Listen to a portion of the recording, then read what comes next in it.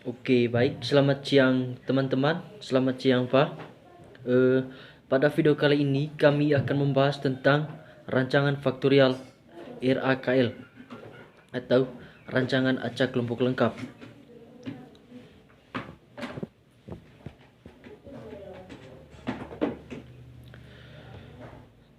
Cakupan materi yang kami bahas mulai dari apa itu rancangan faktorial RAKL. Yang kedua, layout rancangan. Yang ketiga, model linear dan hipotesis. Yang keempat, struktur tabel analisis ragam ANOVA. Dan yang kelima, ilustrasi. Baik, yang berikut apa itu rancangan percobaan faktorial RAKL. Yang pertama, perlakuan yang dicoba merupakan kombinasi antar taraf-taraf beberapa faktor, lebih dari sama dengan 2 faktor. Yang kedua, faktor-faktor yang dilibatkan bersifat saling bersilang, bukan tersarang. Yang ketiga, kondisi lingkungan yang dihadapi tidak homogen. Sumber ketidak homogen dapat dihomogenkan dengan sistem blok atau satu arah. Baik, yang berikut bagan percobaan. Untuk perlakuan, varietas dikali dosis pupuk. 3 dikali 4 sama dengan 12. Untuk varietas itu dibagi menjadi 3. Yang pertama, varietas 1, varietas 2, dan varietas 3. Untuk dosis pupuk itu dibagi menjadi 4.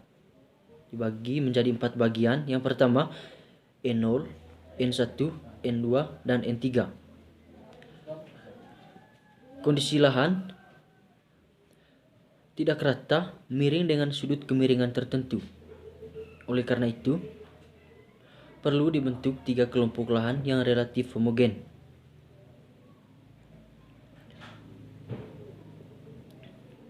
Untuk skema misalnya skema lahannya sebagai berikut. Untuk skemanya kita lihat pada gambar di bawah ini. Oke, yang berikut pengacakan perlakuan. Langkah-langkah yang kita lakukan dalam pengacakan perlakuan. Yang pertama, berikan nomor setiap kombinasi perlakuan. Untuk nomornya itu 1 sampai 12. Untuk perlakuannya di sini itu ada 12 perlakuan. Yang kedua, beri nomor petak pada kelompok terpilih itu 1 sampai 12. Yang ketiga,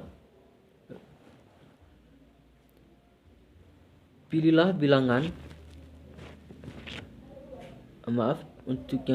pilihlah bilangan acak 3 digit sebanyak 12 bilangan. Kemudian petakan nomor perlakuan 1 sampai 12. Peringkatkanlah bilangan-bilangan acak tersebut. Yang keempat, petakanlah perlakuan-perlakuan pada unit-unit percobaan dalam kelompok terpilih sesuai dengan peringkat bilangan acak. Itu untuk pengacakan perlakuan.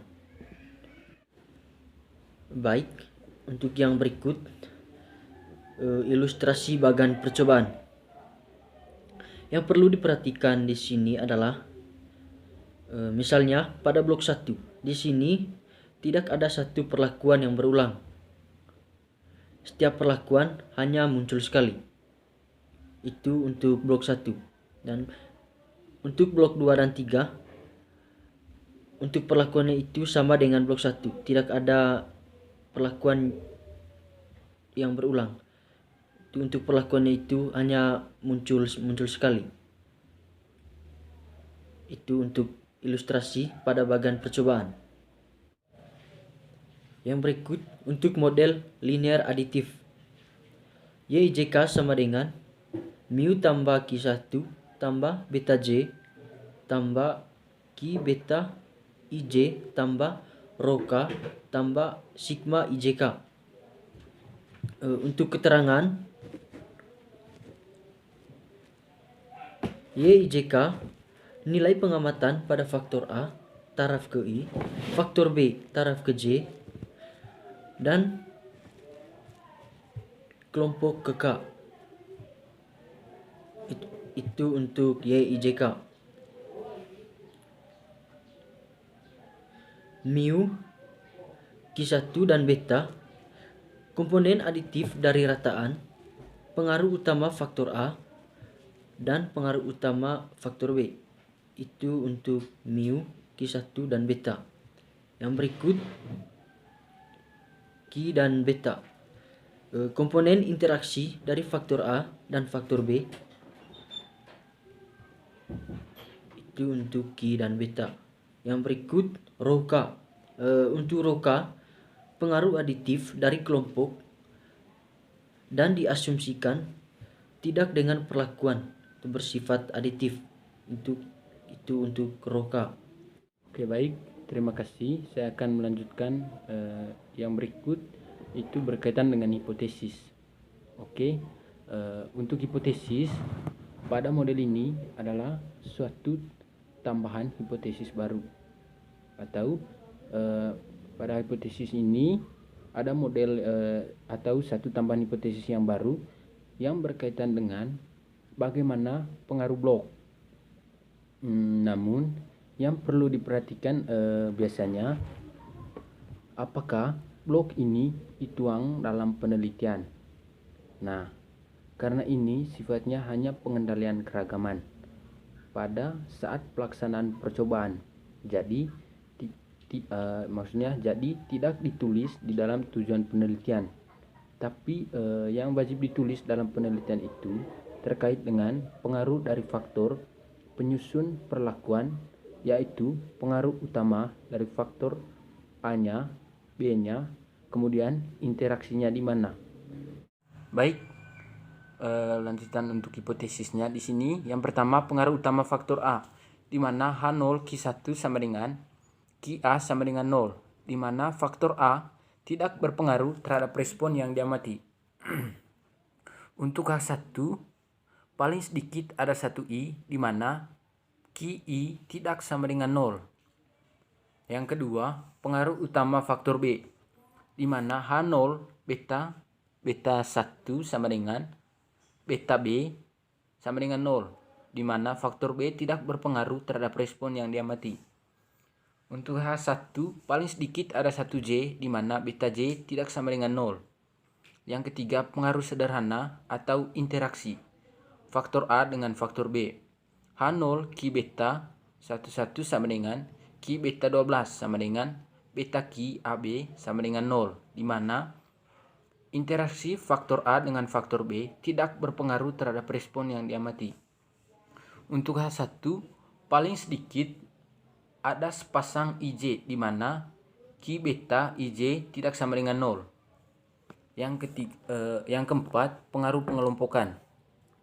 Untuk H0, rho 1 sama dengan rho X sama dengan 0, di mana blok tidak berpengaruh terhadap respon yang diamati.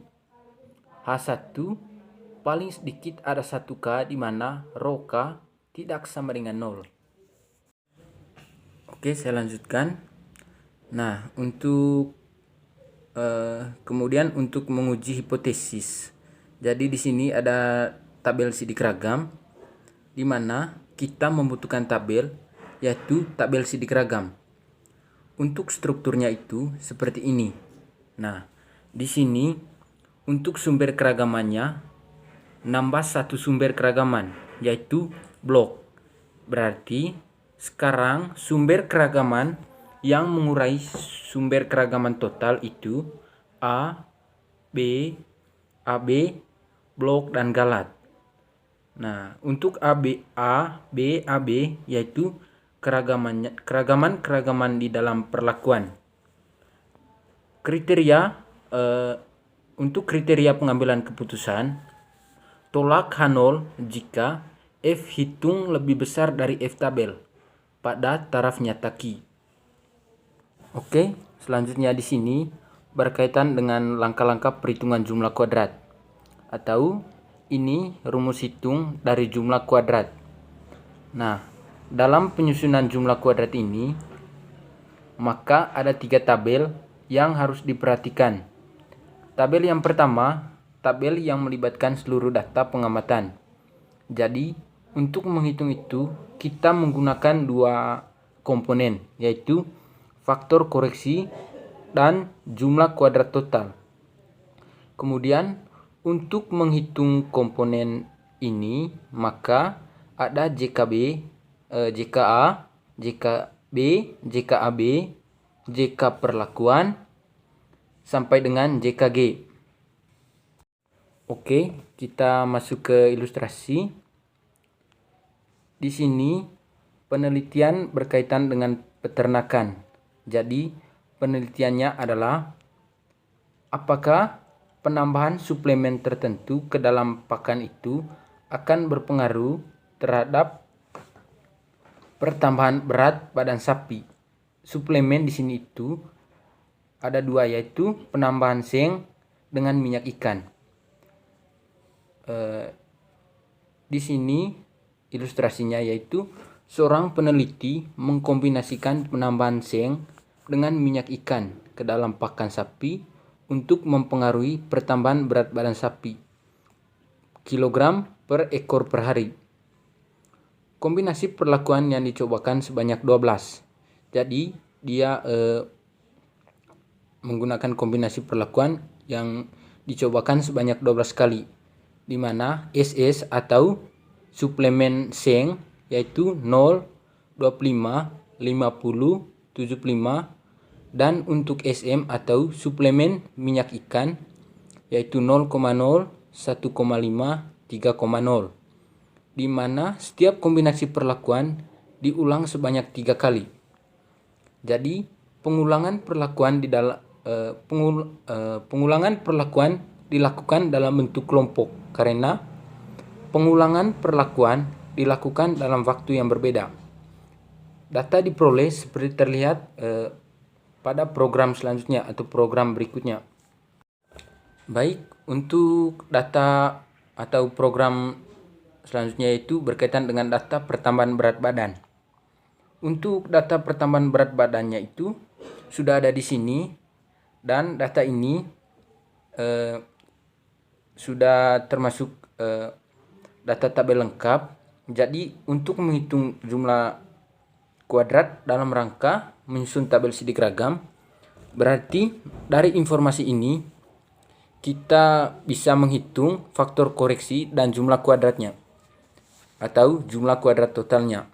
Nah, untuk FK nanti kita jumlahkan semua datanya di sini dan dikuadratkan, dibagi dengan banyaknya pengamatan secara keseluruhan.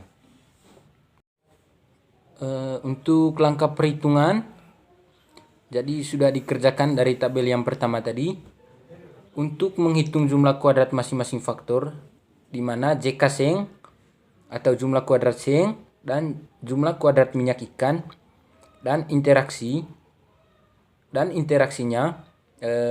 kita peroleh dua tabel, di mana kedua tabel ini adalah rekap berdasarkan struktur perlakuannya. Oke, jadi untuk tabel rekap total perlakuan yaitu 1,477, di mana diperoleh dari total pengamatan suplemen minyak ikan dosis 0 dan seng dosis 0. Kalau 2,258 dijumlahkan, minyak ikan 0 dengan dosis seng 1,5.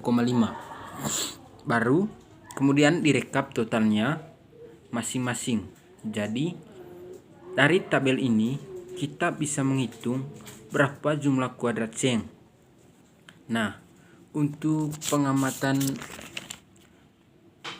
untuk seng dosis 0 yaitu 5,974, untuk seng dosis 25 yaitu 6,451.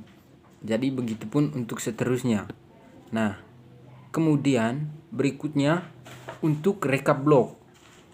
Jadi di sini kita butuh informasi tentang respon untuk masing-masing blok. Jadi ada blok 1, blok 2, dan blok 3. Untuk satu ini yaitu angka 9,319 yaitu jumlah dari seluruh perlakuan. Begitupun dengan blok kedua, di mana jumlah dari seluruh perlakuan di dalam blok 2. Oke, selanjutnya untuk tabel sidik ragam. Jadi untuk tabel sidik ragam di sini yaitu sumber keragamannya ini susunannya boleh ditukar-tukar. Di mana di sini untuk sumber keragaman blok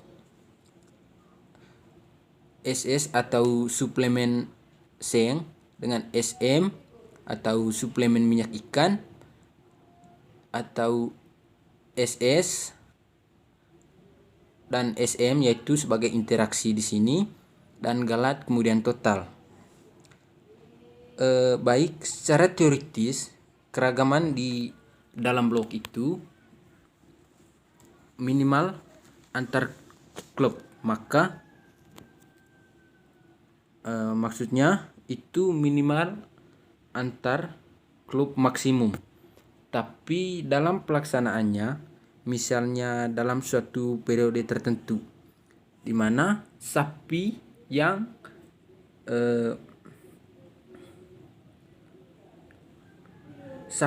dipersiapkan 12 tubuh atau 12 ekor. Jadi keragamannya itu sangat besar. Di periode kedua, sapinya juga keragamannya sangat besar. Seperti kita lihat di dalam tabel sidik keragamnya, yaitu sapinya juga keragaman di periode kedua, di mana di sini terlihat bahwa sumber keragaman yaitu sangat besar. Ketiga juga begitu, tetapi kalau antar blok itu perbedaan kondisinya itu tidak terlalu besar. Itu yang kadang-kadang bisa mengakibatkan terhitung itu lebih kecil dari 1. Begitu untuk interaksinya, yaitu baik antara di sini berkaitan dengan interaksi yaitu suplemen minyak dengan suplemen seng dengan suplemen minyak ikan.